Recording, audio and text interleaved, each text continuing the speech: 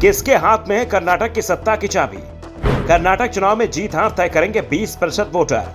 20% वोटरों ने अभी तक नहीं खोले हैं अपने पत्ते। कर्नाटक विधानसभा चुनाव के लिए मतदान की तारीख नजदीक आ गई है। 10 मई को वोटिंग होनी है। कुछ घंटे बाद चुनाव प्रचार समाप्त हो जाएगा, लेकिन वोटिंग से पहले तमाम चुनाव समीक्षक दावे के साथ कुछ भी नहीं कह पा रहे हैं। सर्वे भी अलग अलग परिणाम दिखा रहे हैं। कुछ सर्वे बता रहे हैं कि कांग्रेस को बहुमत मिलेगा, तो किसी में बीजेपी को बढ़त बताई जा रही है, यानी मुकाबला बेहद कांटे का है। इन सब के बीच जेडीएस को भी करीब 25 सीटों पर जीत दर्ज करे सर्वे बता रहा है। जेडीएस की ताकत कमजोर तो पड़ी है, लेकिन आज भी वो कर्नाटक में बड़ी ताकत में बनी हुई है। उसे कोई नजरअंदाज नहीं कर सकता। और अगर 2018 वाली स्थिति बनी तो एक बार फिर जेडीएस नेता कुमारस्वामी या तो किंग बनेंगे या फिर किंग मेकर। और कुमारस्वामी का ध्यान भी इसी ओर है। वो अपने गढ़ पुराने मैसूर में जमकर मेहनत कर रहे हैं। यहाँ पर करीब 66 सीटें और कुमारस्वामी की कोशिश है कि इसमें से आधी सीटें जीत ली जाएं, क्योंकि राज्य के दूसरे हिस्से से उन्हें ज्यादा सीट मिलने की उम्मीद नहीं है। दूसरी ओर कांग्रेस और बीजेपी के अपने अपने दावे हैं, लेकिन प्रदेश में 13 मई को क्या होने वाला है इसकी तस्वीर अभी तक साफ नहीं हो पाई है।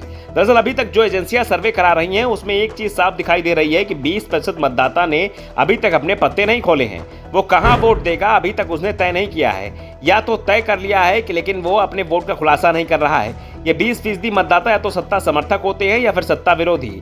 ये अंतिम समय में अपना मूड बताते हैं, मौका देखकर या फिर सोच समझकर मतदान करते हैं, और अधिकांश मौकों पर इनका वोट ही निर्णायक साबित होता है। और कर्नाटक जैसे राज्य में उनका मन टटोलना और मुश्किल हो जाता है। प्रदेश में लिंगायत, वक्कालिगा, कुर्बा, अन्य पिछड़े समुदाय, मुस्लिम, अनुसूचित जनजाति, ईसाई और ब्राह्मण कई समुदाय हैं।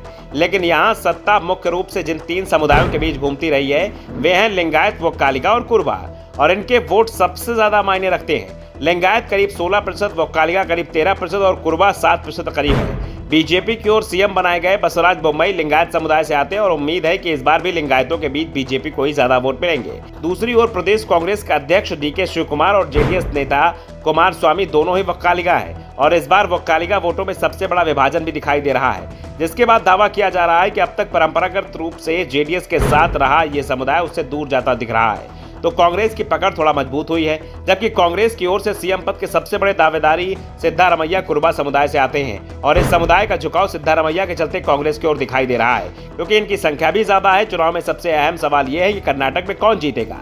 वैसे सबसे हालिया कुछ सर्वे देखे तो यहाँ किसी को भी स्पष्ट बहुमत मिलता नहीं दिख रहा है। शायद ही कोई दल 113 के जादुई आंकड़ा को पार कर पाए।